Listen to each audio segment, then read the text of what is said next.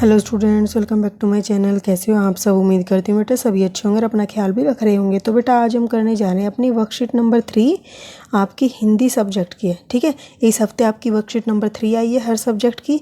इसमें आज हम पढ़ेंगे बचपन के बारे, बचपन का भाग 1 से। ठीक है, और ये 6th क्लास की है बेटा, आपकी 24 सितंबर की वर्कशीट है। तो चलिए स्टार्ट करते हैं। इस पार्ट में क्या करोगे आप?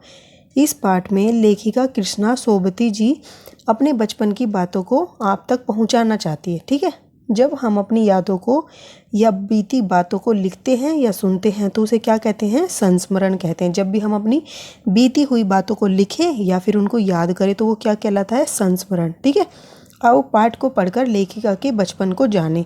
तो चलिए स्टार्ट करते बेटा, जानते हैं वो क्या बताना चाह रही है अपने बचपन की बातें।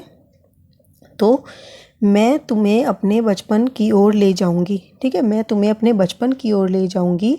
मैं तुमसे कुछ इतनी बड़ी हूँ कि तुम्हारी दादी भी हो सकती हूँ, तुम्हारी नानी भी, और बड़ी बुआ भी, और बड़ी मौसी भी। ठीक है, परिवार में मुझे सभी लोग जीजी कहकर ही पुकारते हैं। हाँ, मैं इन दिनों कुछ बड़ा बड़ा यानी कि उम्र में सयाना महसूस करने लगी हूँ, शायद इसलिए कि पिछली शताब्दी में पैदा हुई थी। ठीक है, तो वो पिछली शताब्दी में पैदा हुई थी यानी कि उसको कम से कम 100 वर्ष हो गए। ठीक है, मेरे पहनने ओढ़ने में भी काफ़ी बदलाव आए हैं।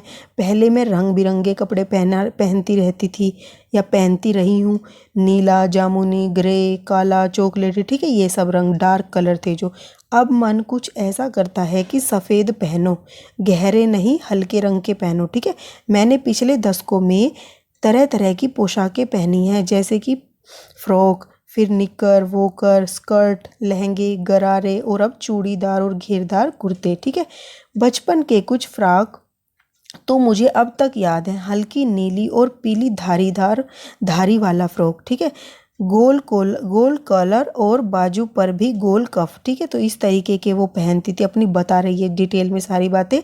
एक हल्के गुलाबी रंग का बारीक चुन्नटों वाला घेरदार फ्रॉक, तो उसने ज़्यादातर फ्रॉक पहनी है। ठीक है, नीचे गुलाबी रंग की फ्रिल होती थी उसमें। ठीक है, जैसे कोई फ्रॉक होता है तो उसमें ऐसे फ्रिल होती है नीचे, तो उसमें क्या थी? गुलाबी रंग की फ्रिल थी।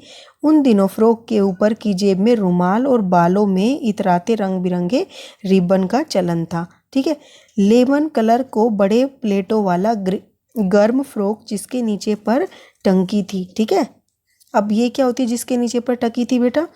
कि जिस मतलब कि कोई ना कोई डिजाइन होते हैं उसके ऊपर। ठीक है, 2 ट्यूनिक भी याद है, और एक ट्यूनिक होते थे बेटा जिसको अंगरखा बोल देते हैं, जिसमें एक चॉकलेट रंग का और एक अंदर की ओर कोटी प्याजी थी। ठीक है, दूसरे ग्रे और उसके साथ सफ़ेद कोटी थी।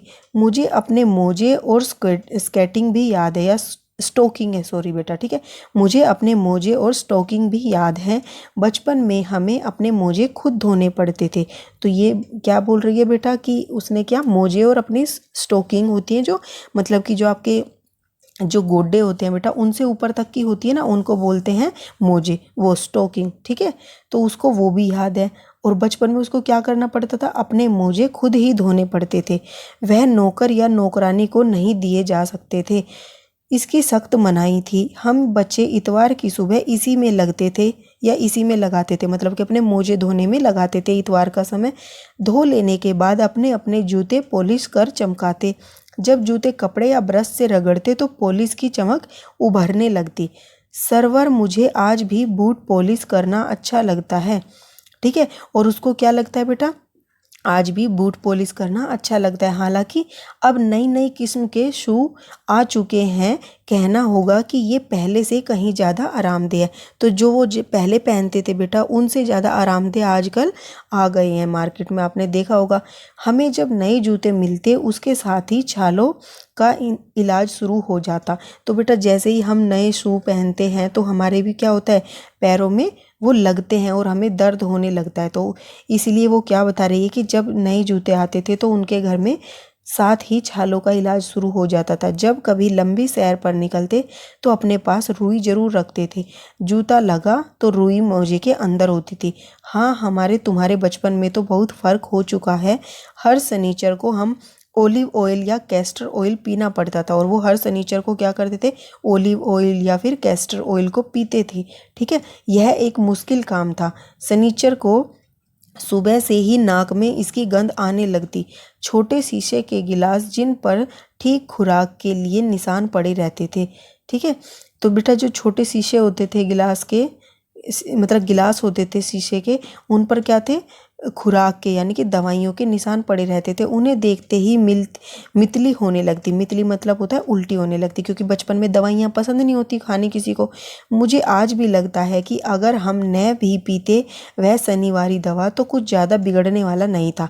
तो उसको अभी भी ऐसा लगता है कि जो हमें बचपन में दवाई खिलाई गई हैं वो इतनी कोई अच्छी नहीं थी। अगर हम ना भी पीते तो भी हमारा काम चल जाता और सेहत ठीक ही रहती। ठीक है, तो ये उसने कुछ अपनी बचपन की यादें थी जो आप सबके साथ शेयर की हैं। ठीक है, अब इसमें कुछ नए वर्ड आपने पढ़े बेटा, तो उनके बारे में जानते हैं। सयाना क्या था, समझदार होता है। सयाना का मतलब, शताब्दी मतलब होता है 100 वर्षों का समूह, 100 साल का समूह। ठीक है, और दशक होता है 10 वर्षों का समूह। ठीक है, मितली उल्टी मैंने अभी बताया ही था। खुराक भी दवा होती है और पोशाकें बेटा कपड़ों को बोलते हैं। ठीक है, अब कुछ क्वेश्चन कर लेते हैं। फर्स्ट है, लेखिका इतवार की सुबह क्या काम करती है। तो बेटा वो क्या करते थे इतवार की सुबह, अपने मोजे धोने का काम। लेखिका इतवार की सुबह अपने मोजे खुद धोने का कार्य करती थी, लगाओगे यहाँ पर। ठीक है, करती थी क्यों, क्योंकि घर में क्या था बेटा, घर पर यह काम नौकर व नौकरानी से करवाना नहीं करवा सकती थी, या फिर करवाना सख्त मनाही थी ऐसा काम। ठीक है, अब नेक्स्ट क्वेश्चन क्या है बेटा, कि पाठ में अंग्रेजी शब्दों का प्रयोग हुआ है, जैसे कि ग्रे, चॉकलेट आदि। तो पाठ में आए अन्य अंग्रेजी शब्दों को छाट कर लिखे। तो बेटा छाटते कैसे, मैं आपको वो बताती हूँ।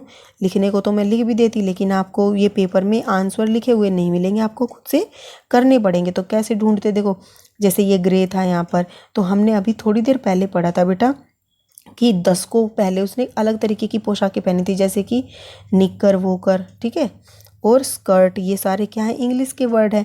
फ्रॉक हो गया, ओके। और इसके बाद क्या, लेमन। ठीक है, ये भी क्या है, क्या नाम है, अंग्रेजी वर्ड है। ओके, और इस तरीके से और भी इसमें अंग्रेजी वर्ड यूज हुए हैं, तो आप इस तरीके से छांट सकते हो। स्टोकिंग हो गया।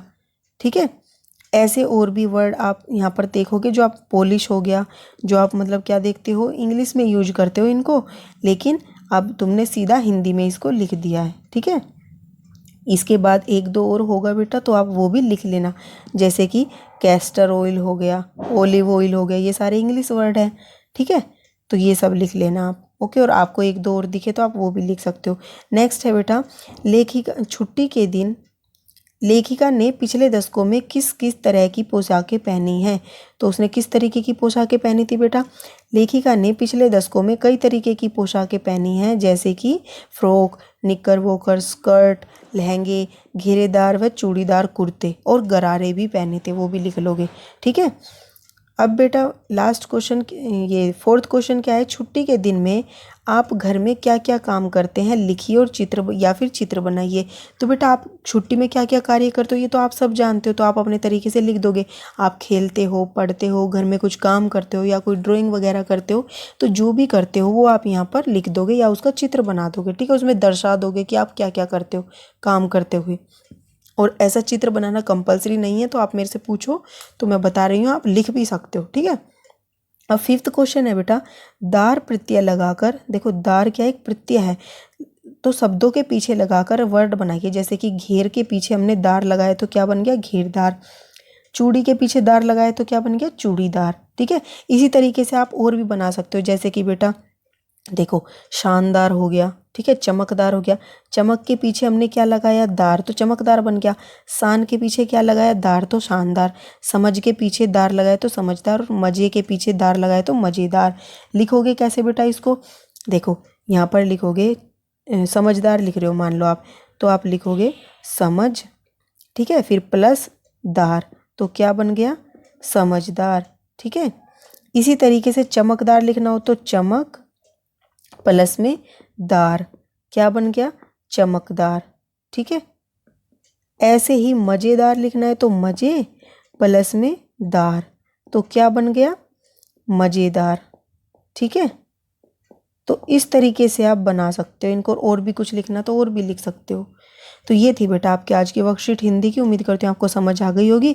कोई डाउट हो तो फिर भी मेरे से कमेंट बॉक्स में पूछ लेना। इस वीडियो में इतना ही। अपना जो नेक्स्ट टॉपिक होगा हम अपनी नेक्स्ट वीडियो में करेंगे। तब तक के लिए ऐसे हंसते रहिए, मुस्कुराते रहिए, पढ़ते रहिए और आगे बढ़ते रहिए। Thank you.